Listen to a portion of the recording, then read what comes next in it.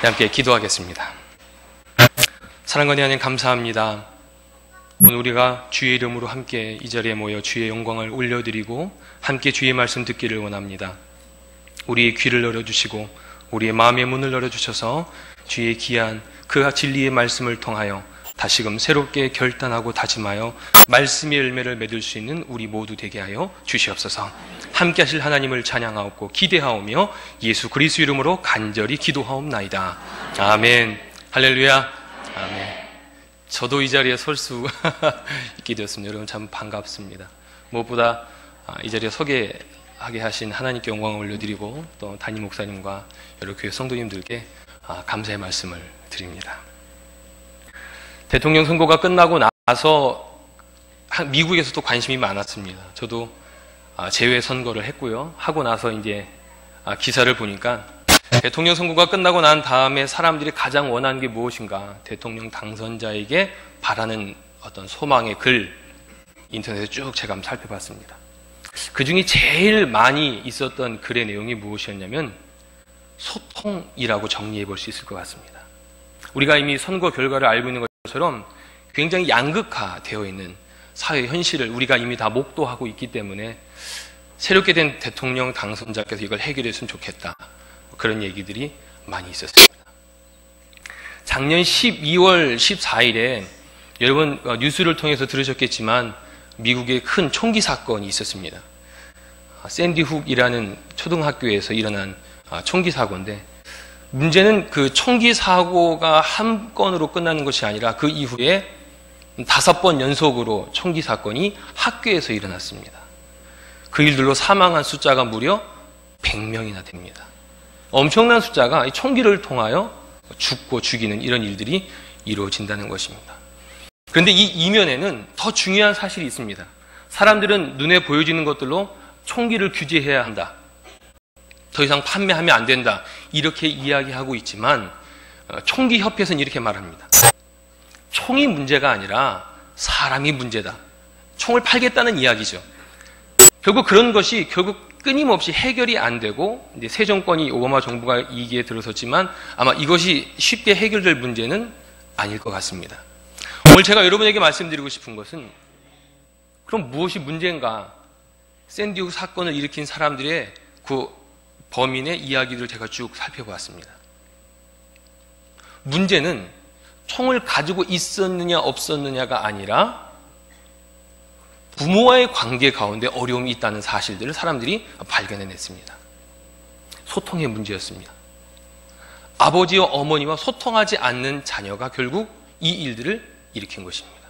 한국도 마찬가지겠고 미국도 마찬가지겠지만 사회에 어떤 좋지 않은 영향력을 미치는 사건, 사고를 내었던 사람들의 내용들 깊이 이면을 살펴보면 제일 큰 문제가 가정 안에 있었던 것들을 볼 수 있습니다. 소통의 문제가 있었던 것입니다. 곰곰이 묵상을 해보니까 이 소통의 문제는 사회 전반적인 문제일 뿐만 아니라 건강에도 소통의 문제는 굉장히 중요한 문제인 것 같습니다. 여러분 현대인들이 많이 걸려있는 현대인들이 걸리는 병 중에 대부분은 소통이 안 돼서 걸리는 병들입니다. 동맥경화라든지요, 뇌졸중이라든지요.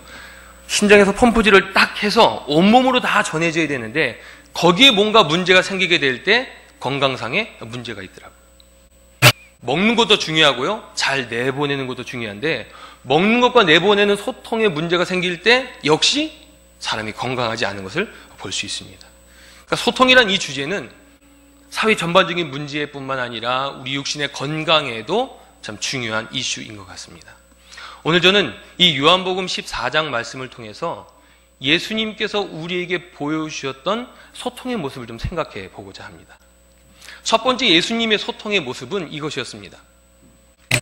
어떤 때를 경험하든지 예수님은 언제든지 찾아가셨습니다. 만나야 될 사람들을 만나셨습니다. 물론 어떤 사람들은 예수님을 보고자 오기도 했습니다만 보러 온 사람이나 또 만나야 될 사람 모두에게 예수님께서는 직접 찾아가셨다는 것입니다. 이를 바꿔 말하면 예수님은 항상 사람들과 소통하기를 원하셨다는 것입니다. 성경을 보면 우리가 알 수 있듯이 예수님이 소통하셨던 사람들의 사회 계층, 부류를 살펴볼 때 그들은 인정받거나 경제력이 좋거나 이런 사람들 뿐만 아니라 사회에서 버림받고 더럽다고 여김받고 또 인정받지 못했던 사람들이 많았던 것을 우리가 알 수 있습니다. 그 사람 만나면 안 돼요. 사람들이 말리기도 했습니다. 어떤 때는 이런 경우도 있었죠. 아이들이 막 왔습니다. 궁금했겠죠. 제자들이 말합니다. 애들은 가! 뭐 이렇게 쫓았을지도 모르겠어요. 예수님 뭐라고 말씀하시죠? 아이들이 내게 오는 것을 막지 말아라. 만나고자 하는 사람들을 말리지 않으셨고요. 만나야 될 사람들을 알고 3일이 걸리든 바다를 건너야 되든 산을 넘어야 되든 예수님은 찾아가셔서 만나 주셨다는 것입니다. 이것이 예수님의 소통의 첫 번째 방식입니다. 언제든지 함께 하기를 원하셨다는 것입니다. 그런데 오늘 본문에는 뜬금없이 빌립이 이런 질문을 던집니다. 예수님, 하나님 보고 싶습니다. 그렇게 질문하죠? 8절에 우리에게 좀 보여주세요. 그러면 우리가 좀 확실하게 믿겠습니다. 여러분, 이 말의 의미를 아시겠습니까? 예수님과 함께 동고동락했지만 빌립의 마음속에는 예수님을 하나님의, 즉 메시아로서 100% 인정을 했다는 얘기일까요? 못했다는 얘기일까요? 못한 것입니다. 여러분, 3년 동안 누구를 열심히 가르쳤는데 자꾸 딴소리해요. 여러분 마음이 어떠시겠어요? 너는 그것도 모르니? 그러지 않겠습니까? 근데 이 본문에서 예수님의 모습은 어떻습니까? 친절하게 설명해 주십니다. 야, 나를 본 자는 아버지를 본 자와 같다. 나를 보는 것은 즉 아버지를 보는 거야. 또 10절 말씀 보면 아버지가 내 안에 계시고 내가 아버지 안에 있는 것을 왜 모르겠니? 여기서 끝내지 않으십니다. 이 말도 못 믿겠어? 그러면 내가 하는 일을 보고서 그거라도 보고 믿어라 라고 말씀하십니다. 왜냐하면 예수님이 하신 일들은 인간이 할 수 없는 일들을 너무나 많이 하셨기 때문에 그렇습니다. 죽은 사람을 살리셨죠? 중풍병자를 고치셨죠? 또 오병이의 기적을 일으켜내셨죠. 정말 내가 하나님인 줄 모르겠거든 내가 했던 일 그것으로 인하여서라도 믿어라 라고 친절하게 설명해 주십니다. 3년 동안 함께 동고동락했고 어쩌면은 제일 가까이서 예수님에서 가장 잘 알 수 있을 만한 이 빌립에게 예수님께서 친절하게 말씀하신 것입니다. 아이들을 가리키거나 혹은 여러분 아마 경험을 다 해보셨을 것 같습니다. 여러분 자제가 어렸을 때, 뭐 초등학교 2, 3학년 때 여러분이 혹시 공부를 좀 봐주시지 않으셨습니까? 그것이 산수든 그것이 국어든 말입니다. 어제 가르쳐줬는데 오늘 모른다. 엊그제 가르쳐준 거고 지금 4번째 가르쳐주는 건데 아직도 모른다. 굉장히 부모로서 답답했을 것입니다. 어쩌면 예수님의 심정은 이미 예수님은 공생의 3년의 시간을 아셨을 줄 압니다. 그 말은 내가 이제 더 이상 이곳에 남아있을 만한 시간이 얼마 남지 않았던 것을 가장 잘 스스로 인식하셨던 때이라는 것입니다.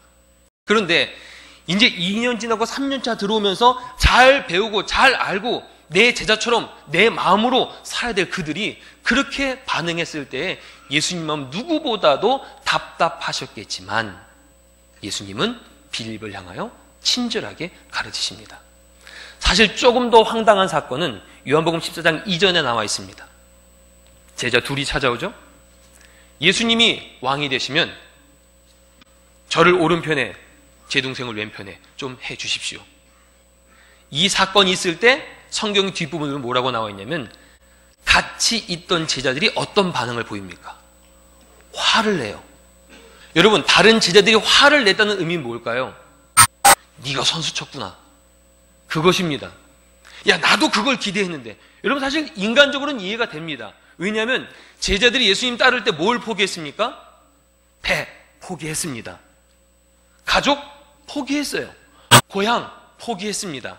이만하면 예수님으로부터 뭔가 좀 리워드를 받을 만한 충분한 자격 조건이 있다고 생각하지 않았겠습니까?